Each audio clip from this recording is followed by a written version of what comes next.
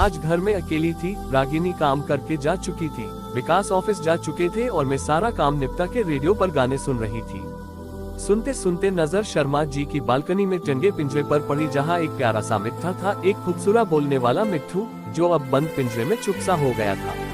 उसकी आंखें बस आकाश को देखती हुई आजादी का इंतजार करती थी, उड़ने का इंतजार करती थी। मुझे उससे हमदर्दी सी होने लगी। वो तो एक असहाय पंछी है, पर मैं तो इंसानन हूँ। वो पिंजरा नहीं खोल सकता, पर मैं सारे दरवाजे खोल सकती हूँ। पर क्यों हूँ मैं आज इस मुकाम पर? माँ पापा की चहेती, भाई की जान और हर एक फंक्शन की जान थी मैं। मुझे आज भी याद है कॉलेज के उस फंक्शन में मेरे डांस परफॉर्मेंस के बाद वंस मोर की आवाजें आ रही थी। सारे टीचर्स और प्रिंसिपल सर मेरी माँ को घेर कर खड़े थे। प्रिंसिपल तारीफ करते नहीं थक रहे थे। यही नहीं, मैं कॉलेज टॉपर भी थी। मेरे यही सारे गुण देखकर विकास मर मिटे थे मुझ पर और मेरा हाथ मान लिया। घर नौकरी सब अच्छी देखकर पापा ने भी मेरी शादी कर दी। पहला 1 साल तो प्यार मोहब्बत में कुछ ऐसा गुजरा कि पता ही नहीं चला। विकास की दीवानगी थी ही कुछ ऐसी थी, लेकिन वो दीवानगी सिर्फ दीवानगी नहीं थी, एक ऐसा पिंजरा जो मैं मेरे लिए तैयार कर रही थी, जिसमें अब मेरा दम घुटता था। मेरी खूबसूरती कोई और देखे तो विकास बर्दाश्त नहीं कर सकते थे। कोई मेरी कोई तारीफ करे ये भी उन्हें अच्छा नहीं लगता था।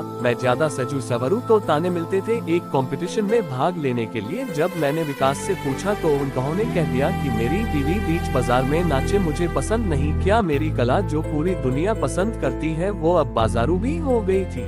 दिन ब दिन उम्मीदें मेरा दामन छोड़ रही थी और मैं उन 4 दीवारों में सिमटती जा रही थी। मेरा किसी पड़ोसी से बात करना भी विकास को पसंद नहीं था। क्या यही प्यार था उसका जो मुझे कैद करता जा रहा था? शाम हो चुकी थी। मैं अपने लिए चाय बनाकर लाए और बालकनी में पी ही रही थी कि घंटी बजे। देखा तो विकास थे और कुछ जल्दी में थे। पूछा तो कहने लगे कि मीटिंग है और उसके बाद फंक्शन, लेट हो जाऊंगा आने में। मैंने कहा कुछ जरूरी बात है तो कहने लगे फिजूल में परेशान न करो, जल्दी से कपड़ा निकालो, मुझे जाना है। पता नहीं मेरे अंदर कौन सी लहर दौड़ गई कि मैंने कहा फिजूल नहीं, बहुत जरूरी है और आज सुनना होगा। विकास गुस्से में मेरी तरफ देखने लगे। मैंने भी उनसे आंख से आंख मिलाकर कहा आज मेरी गुरुजी का फोन आया था। उन्होंने कहा कि मुंबई कथक फेस्टिवल में मैं गुरुकुल को रिप्रेजेंट करूं। यह सुनते ही विकास का कटाक्ष मेरे कानों में पड़ा। वो कुछ बोलते इससे पहले ही मैंने कहा पूछ नहीं रही हूँ, बता रही हूँ। कल मुंबई के लिए निकल जाऊंगी और हाँ अभी मुझे टिक्स करना है। जा रही हूँ।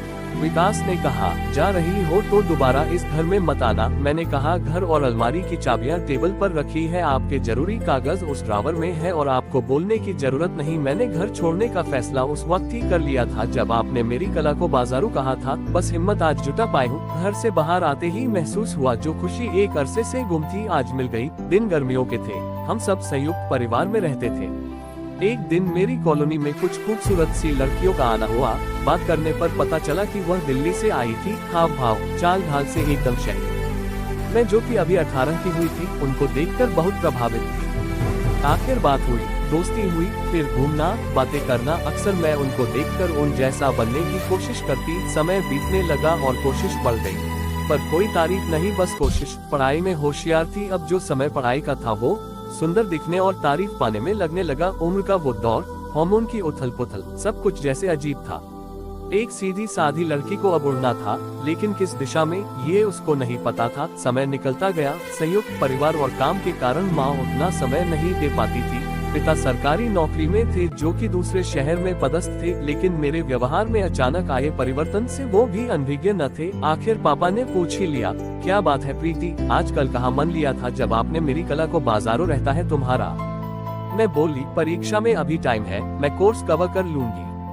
पर मुसीबत बढ़ने वाली थी। उन लड़कियों ने ये बात भांप ली और फिर शुरू हुआ वो दौर जिसकी मैं कल्पना भी नहीं कर सकती थी। उन लड़कियों मेरे कद, रंग, वजन और हर उस चीज का मजाक बनाया जिसको लेकर मैं संवेदनशील थी। एक अलग ही तरह का दबाव महसूस कर रही थी। मेरा खाना खाने का दिल नहीं करता था, खाती भी थी तो उल्टी कर देती थी। मैं उदास रहने लगी। कितनी भी कोशिश कर लूं, मैं उन लड़कियों जितनी आकर्षक नहीं लग पा रही थी। असर ये हुआ कि उस वर्ष मेरा परीक्षा परिणाम बहुत बुरा रहा।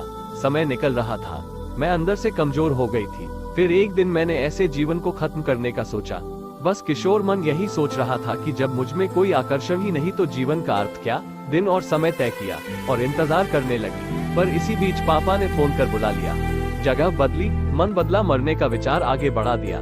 सोच वही ले जाती थी, मैं सुंदर नहीं, मोटी हूँ, कद कम है, रंग दबा हुआ। इस दबाव को झेलते हुए एक दिन अचानक एक अंदरूनी ऊर्जा महसूस हुई। जैसे कोई हाथ पकड़कर मुझे इस स्थिति से निकल रहा था। मैंने खुद तय किया कि कुछ तय समय तक मैं सिर्फ सकारात्मक बातें पढ़ूंगी और देखूंगी। मुझे अच्छा महसूस होने लगा था। भूख बढ़ गई, चेहरा ठीक हो रहा था, थकान भी कम हो गई। मैंने फिर एक दिन हिम्मत करके वहाँ के बच्चों से दोस्ती की और शाम को रोज बैडमिंटन खेलने जाने लगी। सब कुछ जैसे सही हो गया था। नए दोस्त, नया माहौल, सब अच्छा था। फिर वापस जाने का समय आया। घबराहट, डर के कारण हालात खराब थे, पर जाना तो था। अगले दिन वापस आ गए। उन लड़कियों का ग्रुप सामने से जा रहा था हंसता हुआ, पर मैं स्थिर खड़ी देख रही थी। न कोई डर, न दबाव। अपने अस्तित्व का पहला अनुभव उसी दिन हुआ था। मुझे और उस किशोरी के लिए ये जीवन की अमूल्य सीख थी। आज इतने साल बीत गए, लड़खड़ाए, बहुत उतर चढ़ाव देखे, पर उस दिन हिम्मत के जो पंख मिले, उनने मुझे कभी गिरने नहीं दिया। दोस्तों, आपको हमारी यह कहानी, मोटिवेशनल स्टोरी इन हिंदी, गुम है खुशी, कैसी लगी हमें कमेंट में जरूर लिखें। और लाइक, सब्सक्राइब, बेल आइकॉन, घंटी बजाना ना भूलें।